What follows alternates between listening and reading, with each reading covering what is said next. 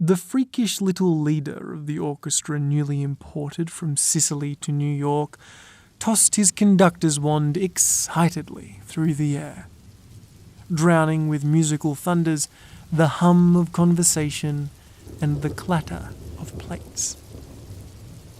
Yet neither his apish demeanour nor the deafening noises that responded to every movement of his agile body detracted attention from the figure of Reginald Clark and the young man at his side as they smilingly wound their way to the exit. The boy's expression was pleasant, with an inkling of wistfulness, whilst the soft glimmer of his lucid eyes betrayed the poet and the dreamer. The smile of Reginald Clark was the smile of a conqueror. A suspicion of silver in his crown of dark hair only added dignity to his bearing, whilst the infinitely ramified lines above his heavy-set mouth spoke at once of subtlety and of strength. Without stretch of the imagination, one might have likened him to a Roman cardinal of the days of the Borgias, who had meticulously stepped forth from the time-stained canvas and slipped into 20th century evening clothes. With the affability of complete self-possession, he nodded in response to greetings from all sides, inclining his head with special politeness to a young woman whose sea-blue eyes were riveted upon his features with a look of mingled hate and admiration. The woman, disregarding his silent salutation, continued to stare at him, wild-eyed, as a damned soul in purgatory might look at Satan passing in regal splendor through the 70 times 7-fold circles of hell. Reginald Clark walked on, unconcernedly, through the rows of gay diners, still smiling, affable, calm. But his companion bethought himself of certain rumours he had heard concerning Ethel Brandenburg's mad love for the man for whose features she could not even now turn her eyes. Evidently, her passion was unreciprocated. But it had not always been so. There was a time in her career, some years ago in Paris, when it was whispered that she had secretly married him and, not much later, obtained a divorce. The matter was never cleared up, as both presented an uncompromising silence upon the subject of their matrimonial experience. Certain it was that, for a space, the genius of Reginald Clark had completely dominated her brush, and that, ever since he had thrown her aside, her pictures were but plagiarisms of her former artistic self. The cause of the rupture between them was a matter only of surmise, but the effect it had on the woman testified clearly to the remarkable power of Reginald Clark. He had entered her life, and behold, the world was transfixed on her canvases in miracle blues of transcending radiance. He had passed from it, and with him vanished the brilliancy of her colouring, as at sunset the borrowed amber and gold fade from the face of the clouds. The glamour of Clark's name may have partly explained the secret of his charm, but even in circles where literary fame is no passport, he could, if he chose, exercise an almost terrible fascination. Subtle and profound, he had ransacked the coffers of medieval dialections and plundered the arsenals of the sophists. Many years later, when the vultures of misfortune had swooped down upon him and his name was no longer mentioned without a sneer, he was still remembered in New York drawing rooms as the man who brought to perfection the art of talking. Even to dine with him was a liberal education. Clarke's marvellous conversational power was equalled only by his marvellous style. Ernest Fielding's heart leaped in him at the thought that henceforth he would be privileged to live under one roof with the only writer of his generation who could lend to the English language the rich strength and rugged music of the Elizabethans. Reginald Clarke was a master of many instruments. Milton's mighty organ was no less obedient to his touch than the little lute of the troubadour. He was never the same. That was his strength. Clarke's style possessed at once the chiselled chasteness of a Greek marble column and the elaborate debility of the late Renaissance. At times, his winged words seemed to flutter down the page frantically like Baroque angels. At other times, nothing could have more adequately described his manner than the timeless calm of the gaunt pyramids. The two men had reached the street. Reginald wrapped his long spring coat around him. "I shall expect you tomorrow at 4, he said. The tone of his voice was deep and melodious, suggesting hidden depths and cadences. "I shall be punctual." The younger man's voice trembled as he spoke. "I look forward to your coming with much pleasure. I am interested in you."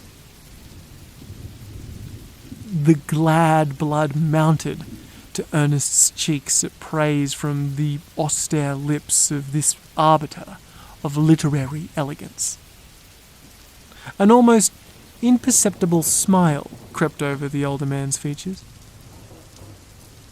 "I am proud that my work interests you," was all the boy could say.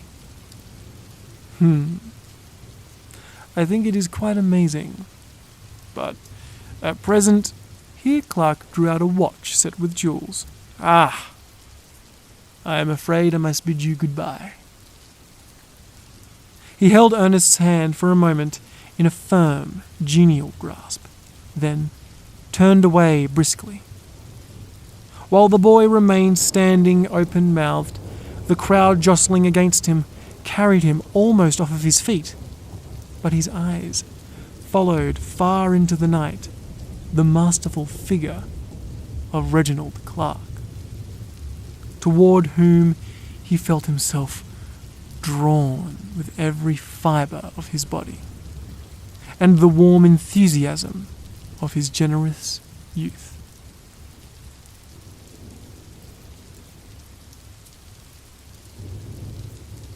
Chapter 2.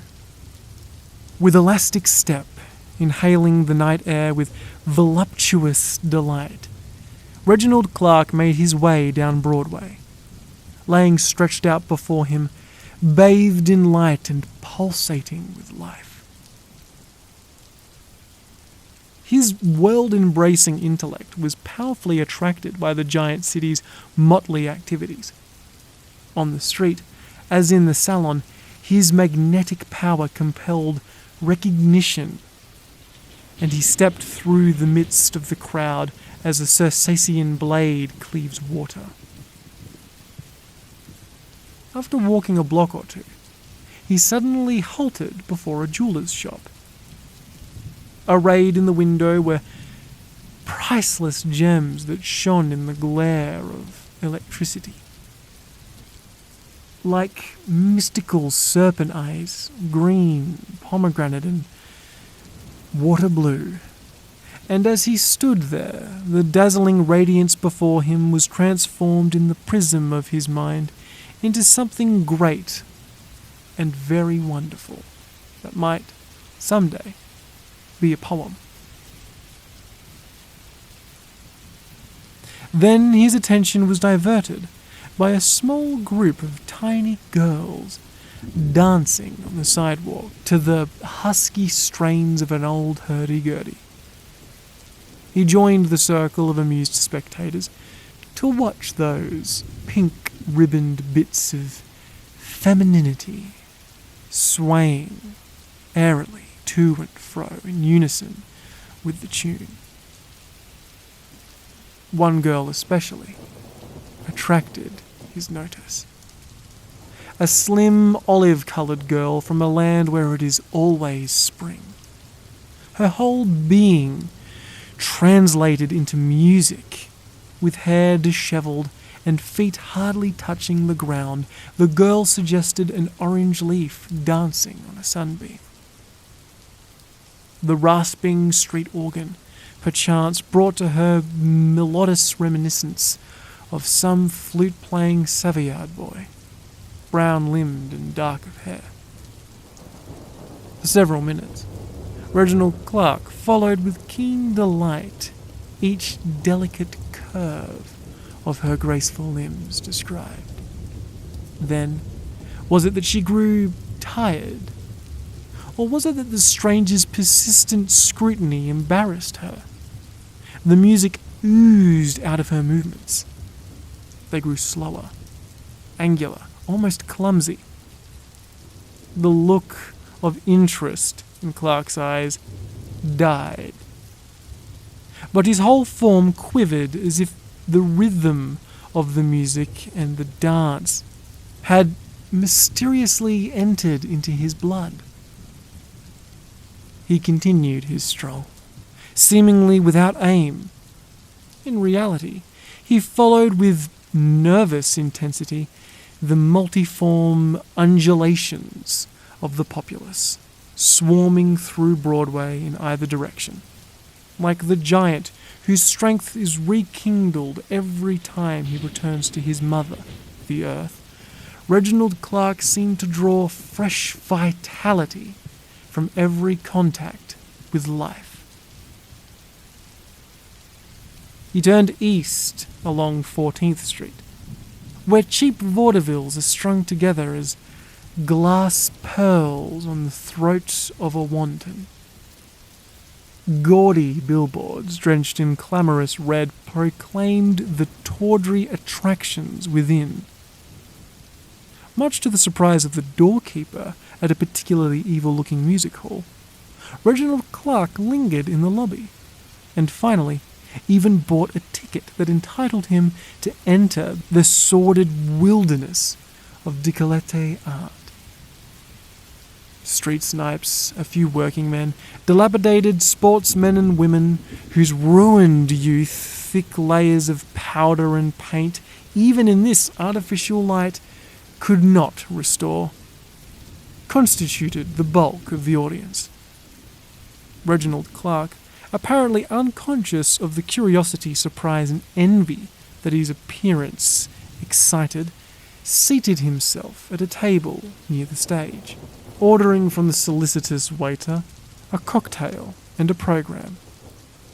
The drink he left untouched, while his eyes greedily ran down the lines of the announcement.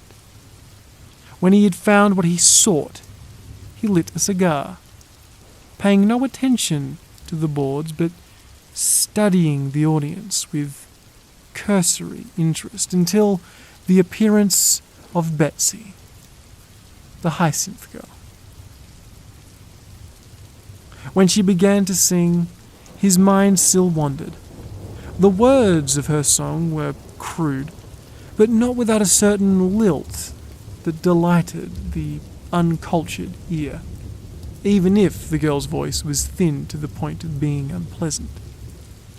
When, however, she came to the burden of the song, Clark's manner changed suddenly. Laying down his cigar, he listened with rapt attention, eagerly gazing at her, for as she sang the last line and tore the hyacinth blossom from her hair, there crept into her voice a strangely poignant, pathetic little thrill that redeemed the execrable faultiness of her singing and brought the rude audience under her spell. Clark, too, was captivated by that tremor, the infinite sadness of which suggested the plaint of souls moaning low at night, when lust preys on creatures marked for its spoil.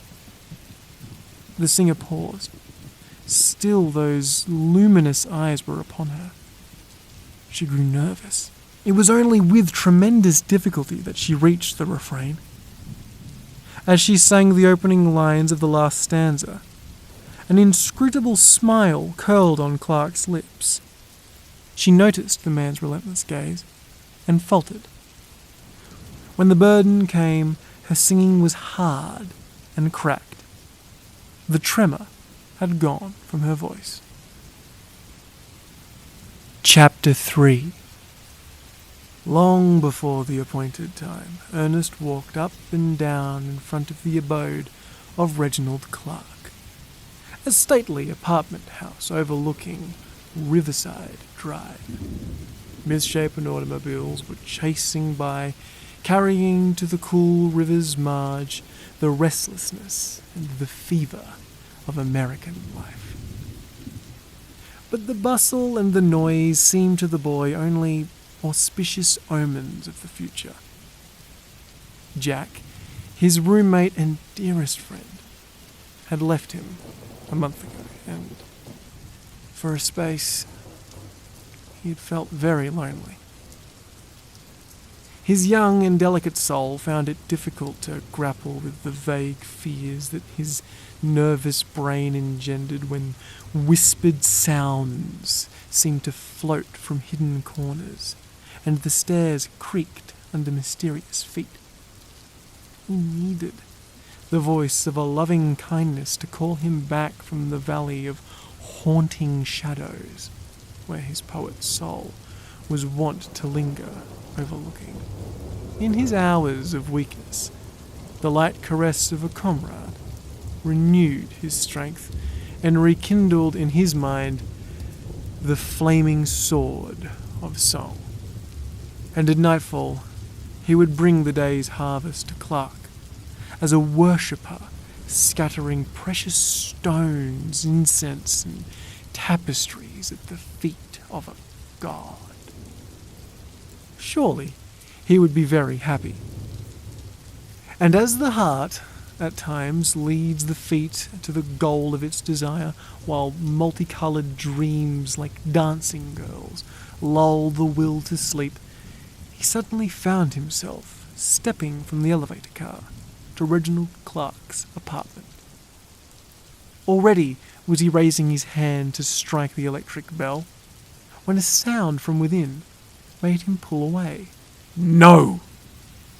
There is no help, he heard Clark say. His voice had a hard, metallic clangor. A boyish voice answered plaintively.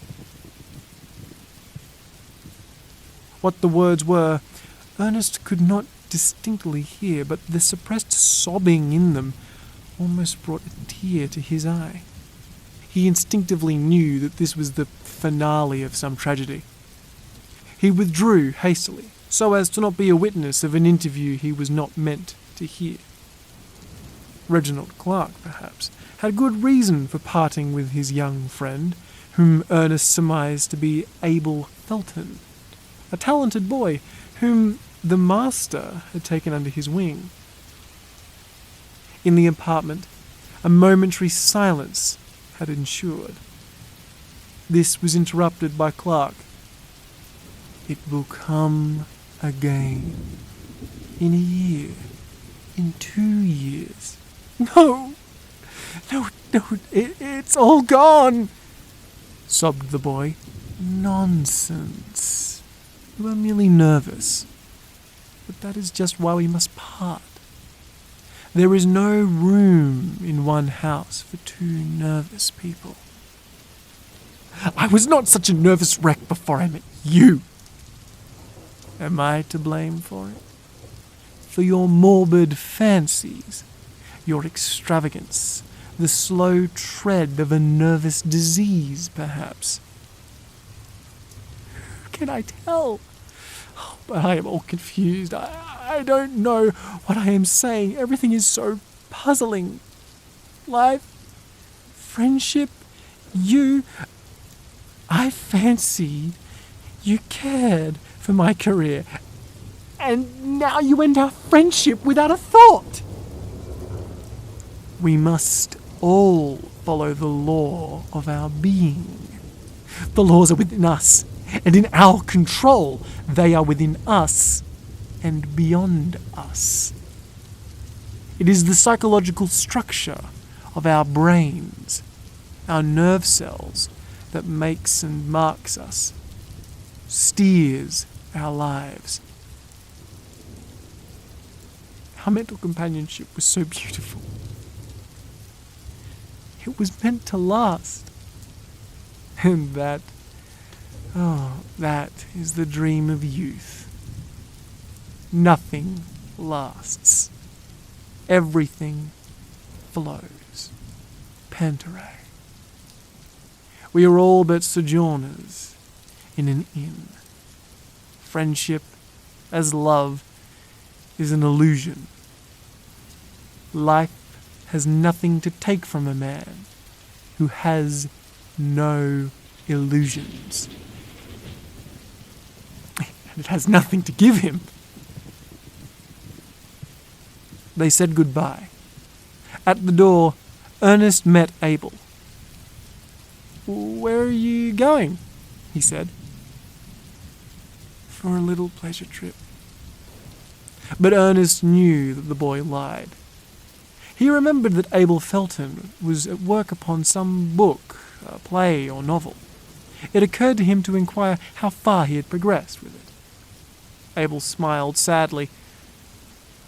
"I'm not writing it." "Not writing it?" "No. Reginald is."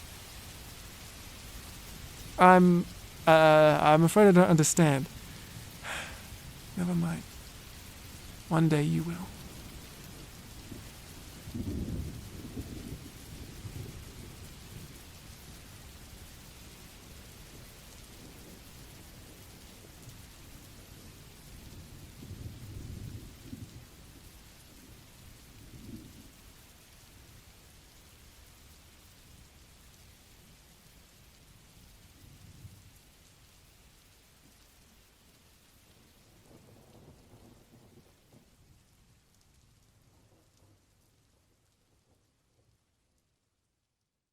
Before I head off today, I want to give an absolutely massive thank you to my beautiful, glorious patrons, Lady Nevermore, Skulk Queen, Catherine Gordon, The Curator, and Stephen Stevens.